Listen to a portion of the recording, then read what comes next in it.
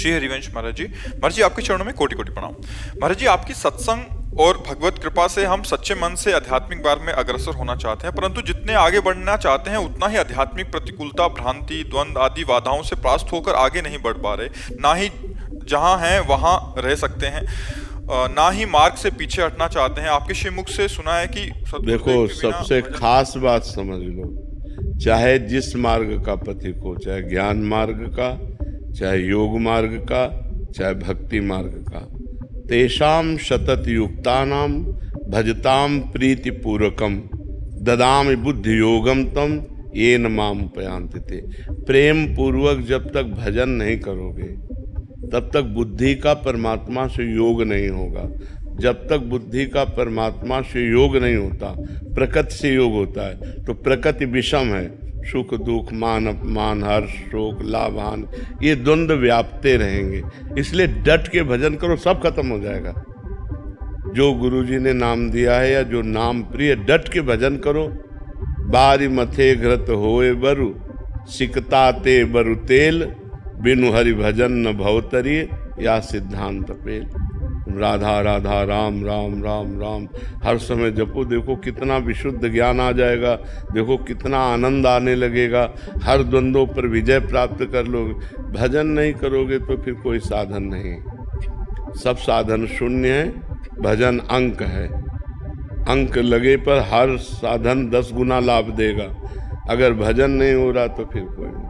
भजन बहुत कठिन चीज है, हर समय भगवान का चिंतन करना ये बहुत कठिन चीज है। अगर ये कर ले गए तो इस दुरंत माया से पार हो जाओगे।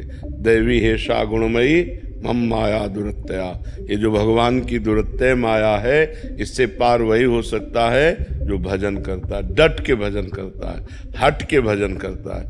जो माया से, प्रपंच से हट के रात दिन भजन करता है, वो सब द्वंद्वों पर विजय प्राप्त कर लेता है। भजन के बिना सब अधूरी बात है। खूब भजन करो, किसका प्रश्न है?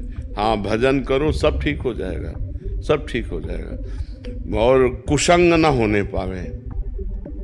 अगर भजन हो रहा है और साथ में कुसंग हो रहा है तो ऐसा समझ लो कि गाय दूध देने वाली बढ़िया ले हम दूर रहे चलनी में। चलनी समझते ना, जिससे हम आटा छालते हैं, उसमें गाय दूर रहे, एक बूंद पीने को मिलेगा? नहीं मिलेगा, तब निकल जाएगा।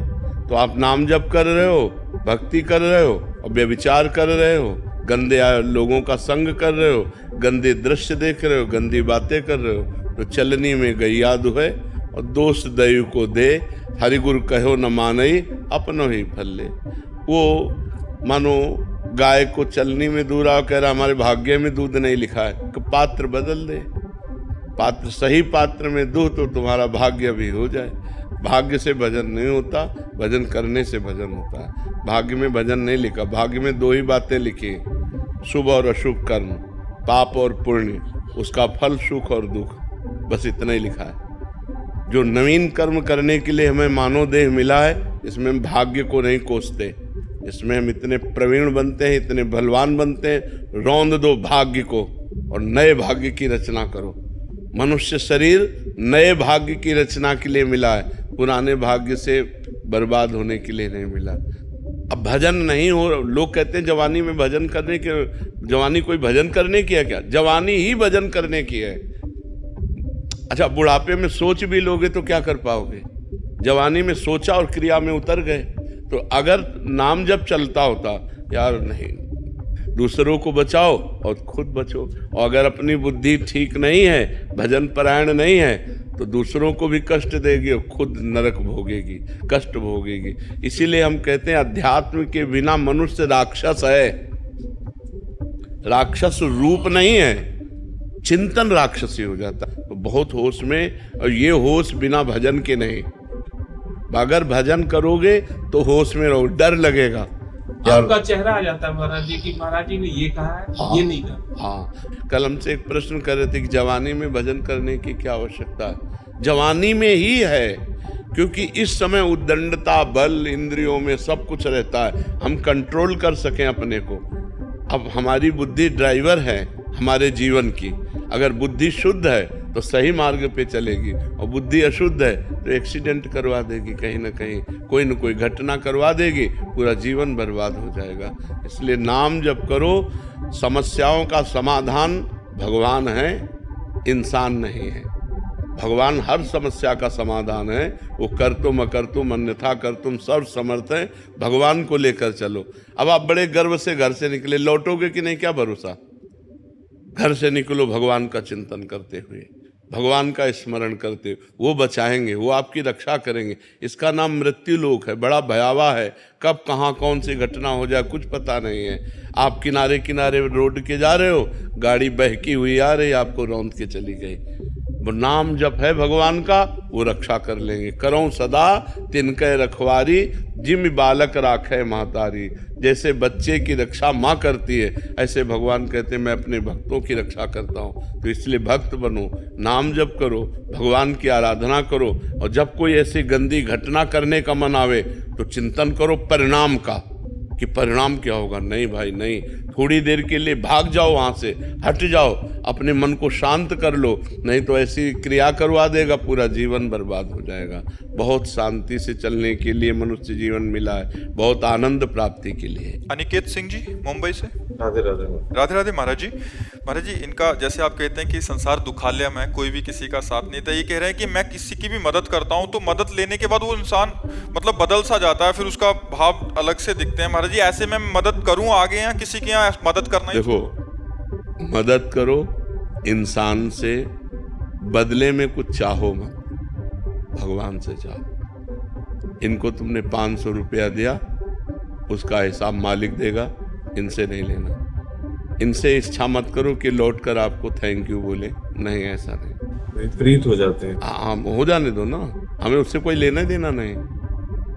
हमने परोपकार किया, इसका फल भगवान मुझे देंगे, इंसान क्या देगा।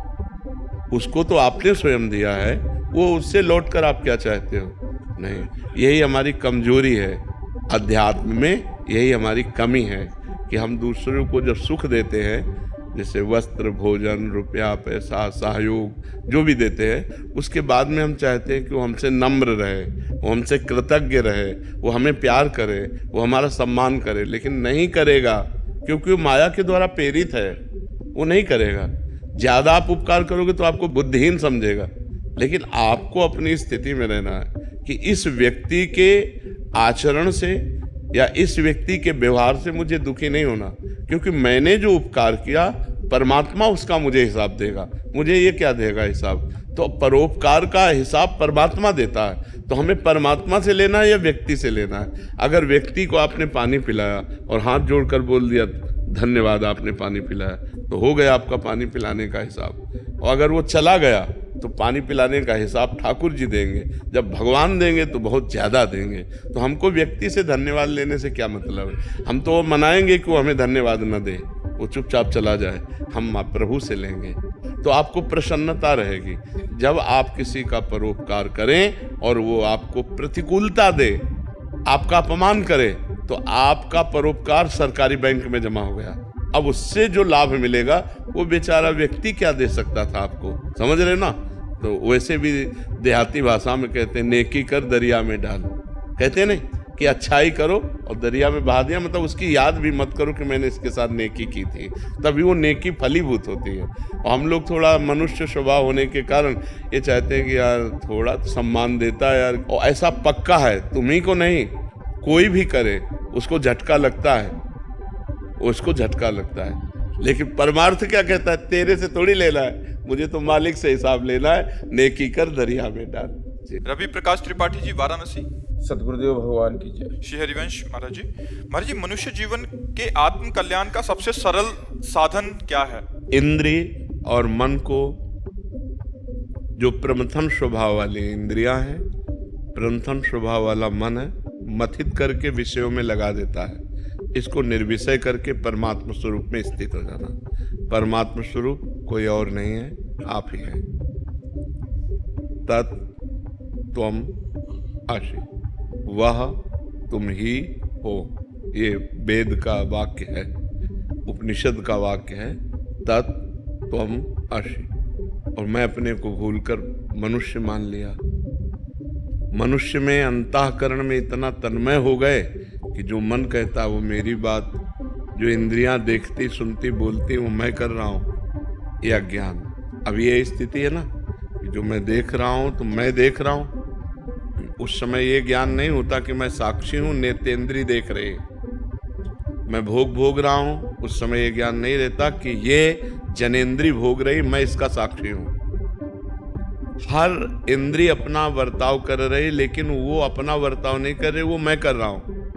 बहुत सूक्ष्मता का ये विषय अगर समझ पाओ तो इंद्रिय वर्ताव कर रही है विषय में और हम उसे स्वयं मान रहे हैं। मैं भोग रहा हूँ, मैं देख रहा हूँ, मैं सुन रहा हूँ, मैं बोल रहा हूँ, मैं कर रहा हूँ।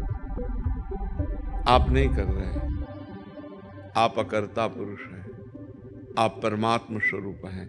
यही जानना मनुष्य जीवन का परम कर्तव्य है। यह अध्यात्म की सूक्ष्म वार्ता है।